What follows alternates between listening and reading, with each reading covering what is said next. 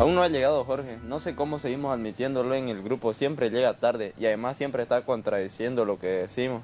No piensa más que en divertirse y en enfadarme, estoy harto de él.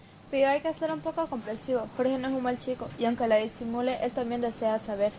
Si no, no vendría a las reuniones. Aprendamos de Jesús que Él tuvo gran paciencia, incluso con sus discípulos. Él nos enseñó que todos tenemos derecho a ser escuchados. Bien, pero espero que alguna vez entre en razón y no esté siempre discutiendo. Parece que nunca está de acuerdo con lo que decimos.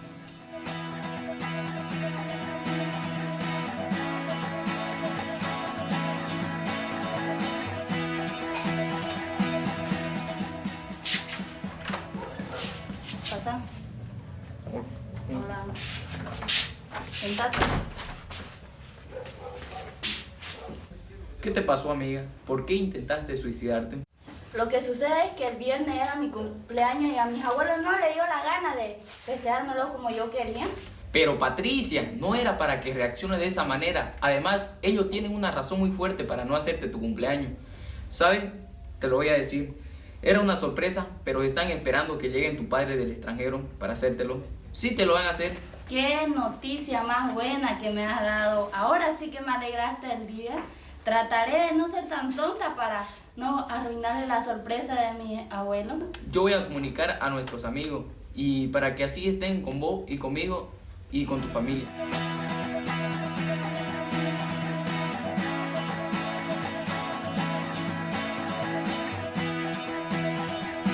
Bueno, ¿y de qué teníamos que hablar hoy? Y vamos a hablar de la buena noticia que Jesús nos dio y qué bueno que vimos la historia de esa señorita. Y qué buena noticia es esa, porque a mí me parece que Jesús lo que estaba era un poco loco. Mira, hay que decir que los pobres, los que sufren y los mansos son felices. Los que verdaderamente pueden ser felices son los que tienen mucha plata, los que están siempre gozando y los que pueden imponer su voluntad a los demás. Eso sí que pueden ser felices. No, lo que queremos es hablar de lo que Jesús nos dijo mientras estaba aquí en la tierra, meditar sobre el Evangelio. Bueno, ¿y qué significa la palabra evangelio? El Evangelio viene de una palabra griega que significa buena noticia. Eso es lo que Jesús quiso anunciarnos. El mensaje de Jesús no son órdenes que esclavizan, sino consejos que nos hacen libres, pero para eso tenemos que estar preparados a escucharlo. De esto nos habló Jesús en la parábola del sembrador. Un sembrador salió a sembrar. Una parte de su semilla cayó en el camino y fue pisoteada. Y las aves se la comieron. Otra parte cayó en las piedras. Y cuando esta semilla brotó, se secó por la falta de humedad. Otra parte cayó entre espinos. Y al nacer junto con los espinos, la ahogaron. Pero otra parte cayó en buena tierra. Creció y dio un excelente fruto. 100 granos por semilla. Esto es lo que quiere decir la parábola. La semilla es el mensaje de Dios. La parte que cayó por el camino representa a los que oyen el mensaje. Pero entonces viene el diablo y se los quita del corazón para que no crean y no se salven. La que cayó entre las piedras representa a los que oyen el mensaje y lo reciben con gusto, pero no tienen raíz.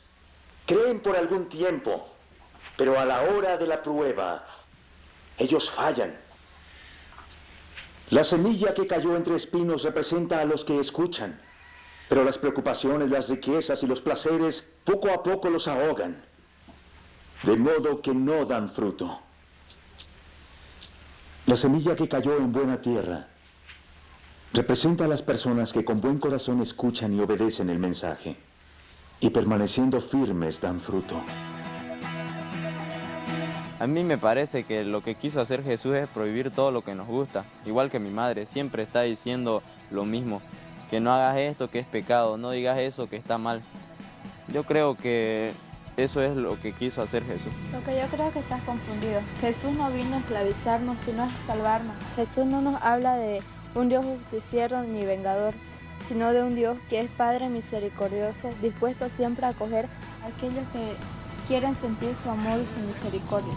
Si leemos con calma el Evangelio, nos daremos cuenta que Efectivamente, el Señor quiso liberarnos de todo y sobre todo del pecado, que nos esclaviza y no nos hace felices.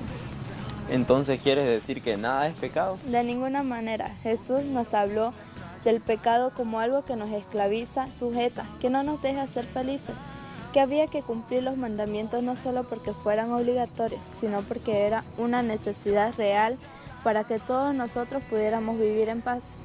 Dame algún ejemplo de cuándo Jesús dijo esas cosas, porque a mí siempre me han dicho que Jesús nos manda a sacrificarnos y sufrir si queríamos agradar a Dios, y que Dios estaba siempre dispuesto a castigarnos duramente si no hacíamos lo que Él quería. El Evangelio está lleno de historias que nos cuentan cómo Jesús veía al Padre como alguien que amaba profundamente a cada uno de sus hijos y que quería de una forma especial a aquellos que Él más lo necesitaban. Esto es a los pecadores. ¿Se acuerdan de la parábola del hijo pródigo? Ahí Jesús quiso decirnos cómo era el Padre. Quiero contaros una historia.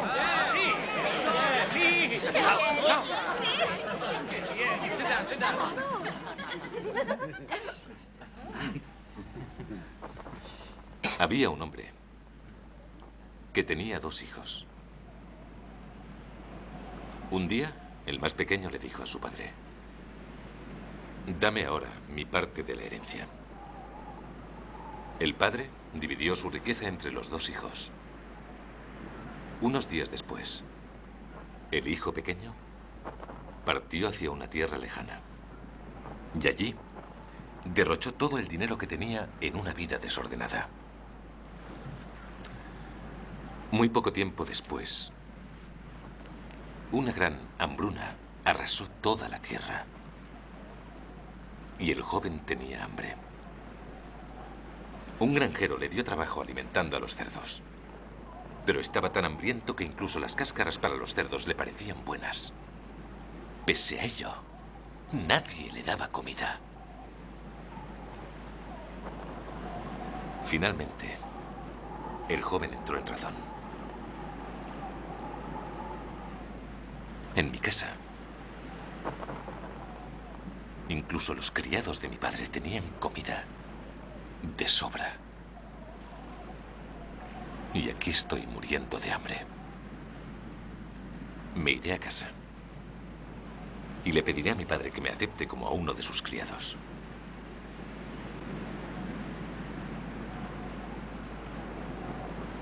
De modo que partió.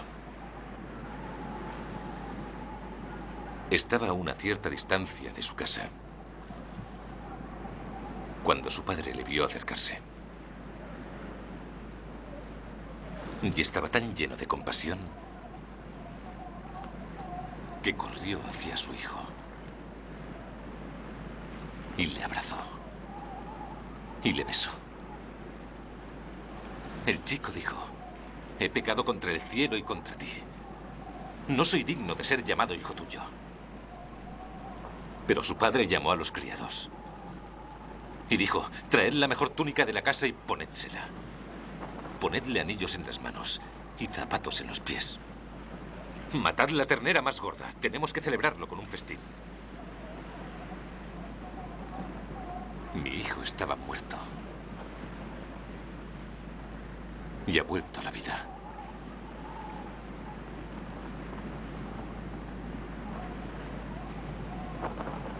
Pero el hermano mayor, en ese momento, estaba trabajando en el campo. Y cuando volvía a casa, oyó el sonido de la música y el baile. Llamó a un criado y le preguntó qué pasaba. Y se lo dijo.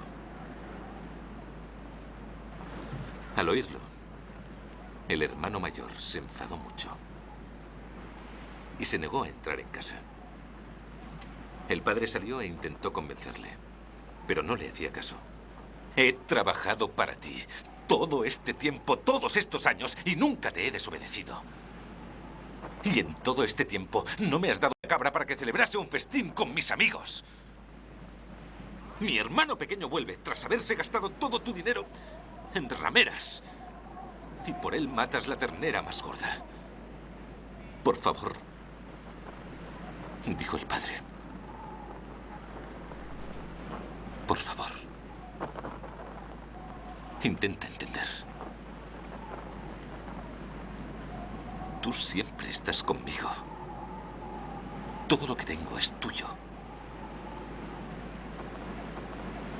Pero es justo celebrarlo. Tu hermano había muerto. Y ha vuelto a la vida.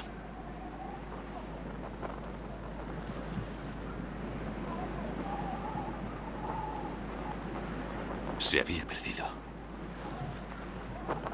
Y ha sido hallado.